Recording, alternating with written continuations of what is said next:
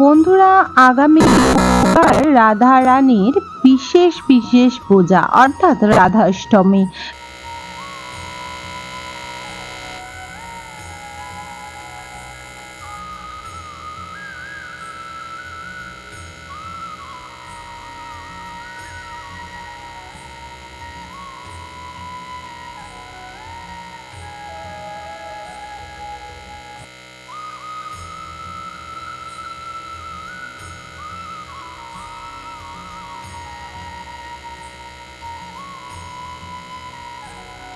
অনেক সুন্দর। কথিত আছে এই দিনে আপনি যদি উপাস করে রাধা রানীর পূজা করেন তবে জীবনের সকল কাজে এগিয়ে যেতে পারবেন। এতে আপনার উপরে থাকা কালো ছায়া সরে যাবে, ভাগ্যের দ্বারা খুলে যাবে আপনার জীবনের সফলতার চাবিকাঠি। তবে এই দিনে যদি পারেন রাধা রানীকে তার মন মতন ভোগ নিবেদন করে তাকে খুশি করে তুলুন। বন্ধুরা, এতে তিনি অতি খুশি হবে। আপনি যা চাইবেন তার আশীর্বাদ প্রাপ্ত পাবেন। বন্ধুরা, রাধা রানী ভোগে যেসব খাবারগুলি দেওয়া হয় তার সঙ্গে আমরা জানা পরিচিত করে নেব। তার আগে একটি অনুরোধ করব, বন্ধুরা সম্পূর্ণরূপে ভিডিও তথ্যটি দেখবেন। ভিডিওটি যদি ভালো লেগে থাকে অবশ্যই একটি লাইক করবেন। কমেন্ট বক্সে জয় রাধারানী জয়, জয় শ্রীকৃষ্ণের জয় অবশ্যই লিখবেন। অবশ্যই চ্যানেলটিকে সাবস্ক্রাইব করে রাখবেন আপকামিং পূজা পাঠ, তন্ত্রকথা, জ্যোতিষ শাস্ত্র, বাস্তু টিপস, টোটকা উপায় দেখার জন্য। বন্ধুরা, রাধা রানীর প্রতিটি ভোগে অবশ্যই তুলসী পাতা অর্পণ করবেন। রাধা অষ্টমীর দিন অবশ্যই রাধা রানীকে পঞ্চ অমৃত সহকারে স্নান করাবেন, সাথে শ্রীকৃষ্ণ লাড্ডু গোপালেরও এই দিন অবশ্যই বিধিবৎ আপনাকে পূজা করতে হবে, না হলে কিন্তু রাধা রানী সেই পূজা স্বীকার করবে না। যেমন মা লক্ষ্মীর পূজার আগে অবশ্যই নারায়ণ ভগবানকে পূজা আরাধনা করে নিতে হয়, তারপরেই সেই গৃহে মা লক্ষ্মী বসবাস করেন ও মা লক্ষ্মী পূজা স্বীকার করেন। ঠিক তেমনই অবশ্যই শ্রীকৃষ্ণর পূজা করবেন। রাধারানীকে এই দিন অবশ্যই আপনি হলুদ, গোলাপি, লাল ও সবুজ রঙের বস্ত্র অবশ্যই পরাবেন। রাধারানীকে স্নান করিয়ে দেবেন। বন্ধুরা, রাধা রানীর এবার পছন্দের যে ভোগগুলি নিবেদন করবেন তার মধ্যে কি কি অতি পছন্দের সেগুলি জেনে নেব। সর্বপ্রথম বলবো রাধা রানীর অতি পছন্দ গাট্টে কি সবজি অর্থাৎ কচুর সবজি। এটি উনি খুব ভালোবাসেন। মুখো কচু বা যে কচু দিয়ে বিশেষ করে রাধা রানীর স্পেশাল ভোগ রান্না করা হয় সেটি দুধ কচুও বলা হয়।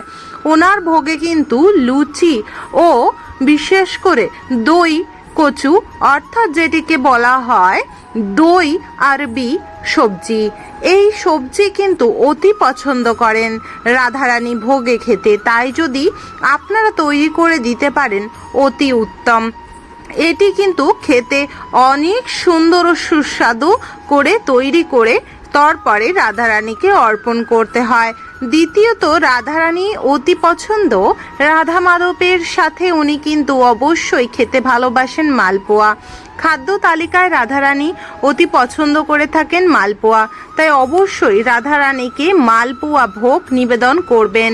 এতে রাধারানী অতি প্রসন্ন হবেন এবং খুশি হবেন।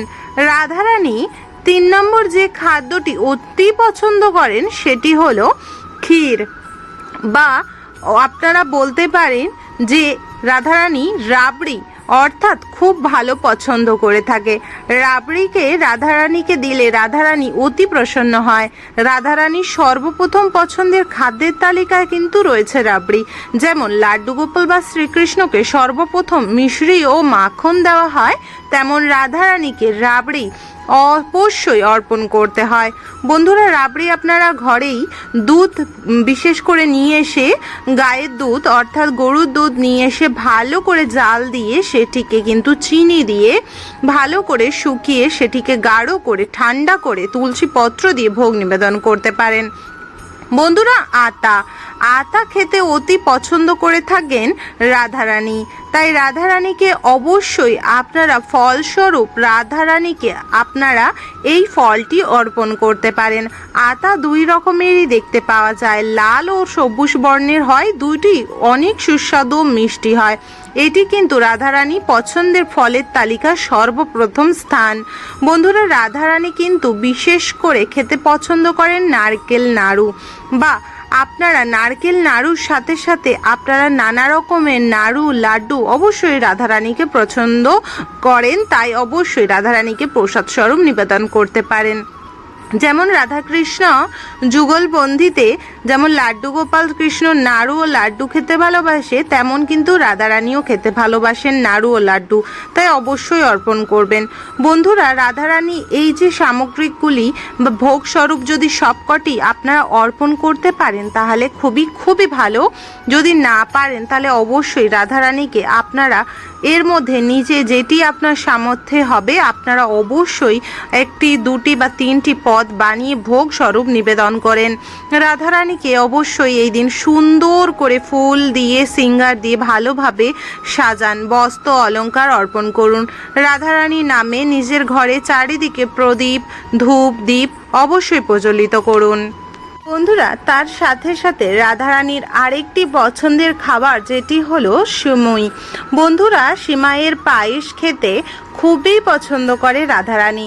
দুধ, সিমাই, ঘি ও ড্রাই ফ্রুট মিশ্রিত এই ভোগটি ঠান্ডা করে তৈরি করে তুলসীপত্র সহকারে নিবেদন করুন রাধারানীকে। রাধারানী অতি প্রসন্ন হবেন। আশা করব বন্ধুরা আপনারা জেনেছেন মা রাধারানীর ভোগে আমরা কি অর্পণ করলে রাধারানী অতি প্রসন্ন হবেন। এমনিতে নিয়ম রয়েছে রাধারানীকে 56 ভোগ লাড্ডু গোপাল ও কৃষ্ণর মতো অর্পণ করার, কিন্তু সবার পক্ষে সম্ভব হয়ে ওঠে না, তাই রাধারানীর পছন্দের কিছু বিশেষ ভোগ অর্পণ করলেই তিনি খুশি হয়ে যান।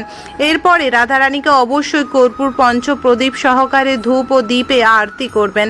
অবশ্যই ওনার আরতিকে করার পর আপনি দেখতে পারবেন আপনার ঘরে সুখ শান্তি ও একটি সুন্দর পজিটিভ এনার্জি বিরাজমান করছে। রাধারানী অনেক দয়ালু, ওনার আশীর্বাদ ও কৃপা যে ব্যক্তি পাবে তার জীবনে কোনো প্রকার কোনো কষ্ট থাকবে না। আশা রাখবো আজকের ভিডিও তথ্যটি আপনাদের ভালো লেগেছে। যদি ভালো লেগে থাকে অবশ্যই একটি লাইক করুন। অবশ্যই কমেন্ট বক্সে জয় শ্রী রাধারানী জয়, জয় লাড্ডু গোপাল, জয় শ্রীকৃষ্ণের জয় অবশ্যই লিখবেন। অবশ্যই চ্যানেলটিকে সাবস্ক্রাইব করে রাখবেন আপকামিং পূজা পাঠ, তন্ত্রকথা, জ্যোতিষশাস্ত্র, বাস্তু টিপস, টোটকা উপায় দেখার জন্য।